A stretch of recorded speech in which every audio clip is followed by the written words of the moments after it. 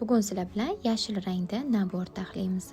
Naborga Kadir Akelning Af et Allohim kitobini qo'shdim. Asarda qahramonlar ichki iztiroblari, ota-onaga qilgan xatolari, dunyo havasiga berilgan adashishlari orqali bir narsani anglatadi.